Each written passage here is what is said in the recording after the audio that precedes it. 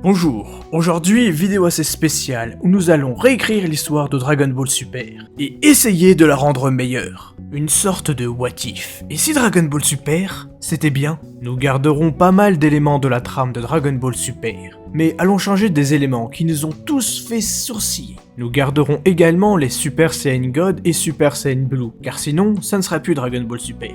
C'est un défi. Pour démarrer ce petit concept, je ne serai pas seul, mais avec Adrenu, le fan de personnages secondaires. Salutations informelles. Ok, et bien sur ce, c'est parti.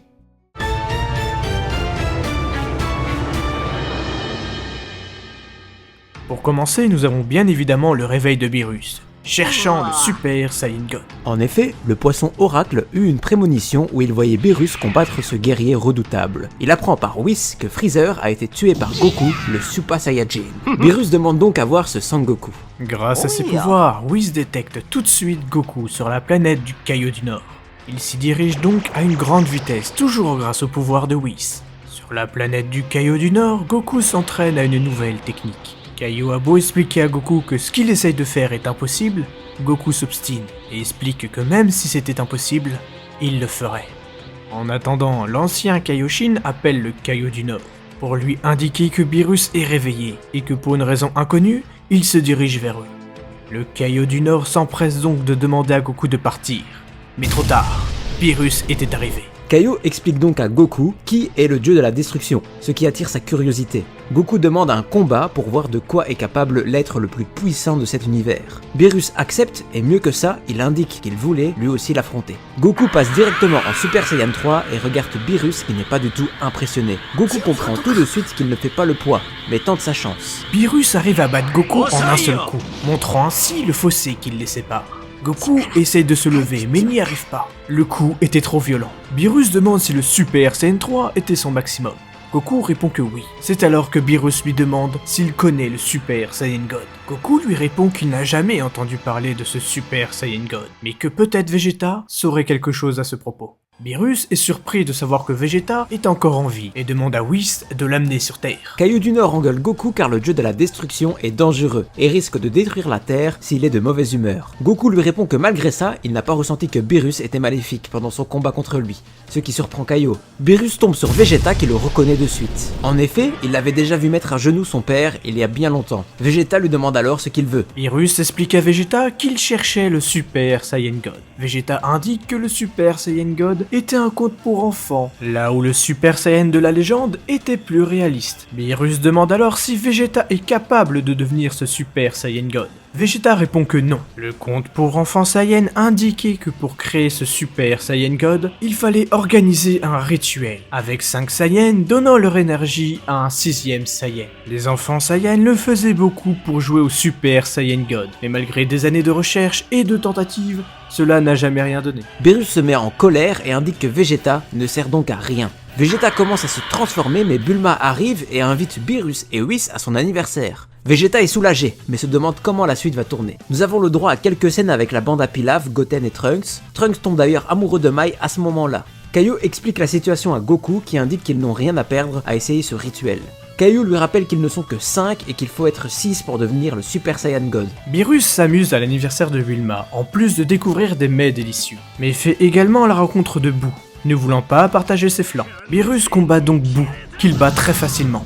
Goten et Trunks tentent d'intervenir, mais se font tout de suite mettre au tapis. Beerus est toutefois surpris de voir d'autres Saiyans, quand tout à coup, Gohan déploie sa puissance. À ce moment-là, Beerus n'en croit pas ses yeux. Ce Saiyan est beaucoup plus fort que Goku, mais ne semble pas être transformé. Il demande alors s'il peut aussi se transformer comme son père, et augmenter son niveau de puissance. Si c'était le cas, il sera un adversaire très intéressant pour lui. Gohan est surpris de découvrir que Beerus a déjà combattu son père, mais indique aussi qu'il ne doit pas le sous-estimer. Beerus arrive à battre Gohan en seulement 3 coups, mais Gohan continue d'essayer de se relever. Beerus reconnaît sa force, quand tout d'un coup, Vegeta intervient et demande à genoux pardon à Beerus. C'est ce qu'avait fait son père à l'époque et Vegeta espère que cela marchera encore aujourd'hui. Beerus dit que non, il va tous les éliminer et détruire cette planète.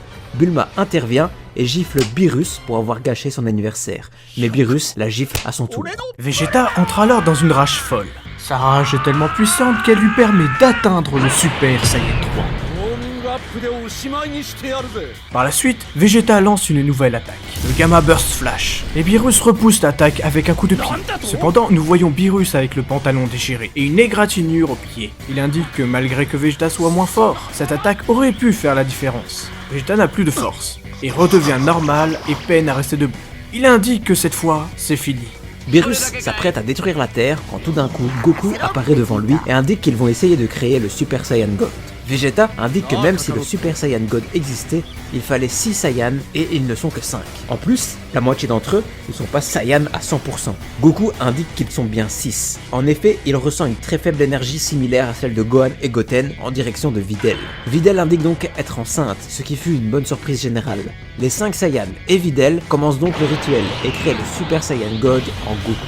Goku est surpris de cette forme, mais n'a pas le temps. Il doit affronter Beerus. Le combat est dantesque et très vite expédié dans l'espace. Goku fut surpris de pouvoir y survivre, mais Beerus lui indique que c'était normal pour un dieu de survivre au vide spatial. Beerus demande à Goku ce qu'il pense de sa nouvelle force. Goku indique que cette force n'est pas la sienne, mais qu'il ferait tout pour que ça le devienne. Goku indique cependant que ce n'est pas la première fois qu'il utilise la force de ses amis, et que cela ne sera pas la dernière. Goku et Beerus continuent donc le combat, dans le vide spatial. Chaque coup se fait ressentir dans tout le système solaire. Goku redevient un Super Saiyan, mais ne le remarque pas.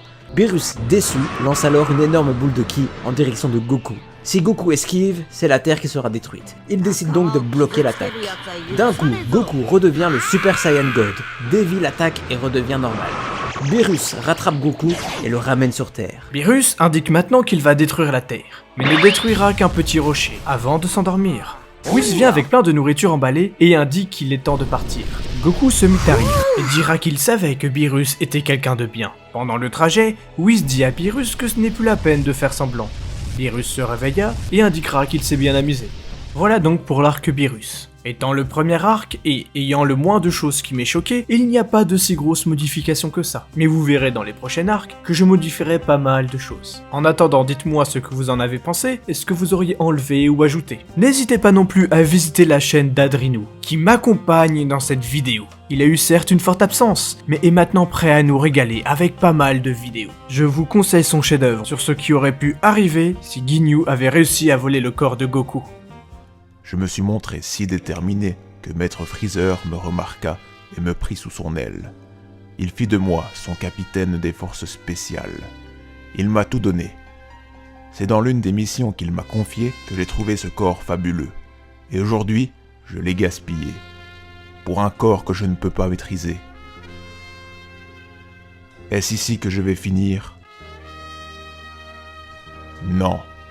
Maître Freezer compte sur moi. Je ne peux pas perdre. Likez, partagez et dites-moi dans les commentaires les modifications que vous souhaitez dans les arcs suivants de Dragon Ball Super. Encore merci à Adrinou d'avoir participé à cette superbe vidéo. Merci à vous pour l'invitation. Et sur ce, salut! Au revoir informel.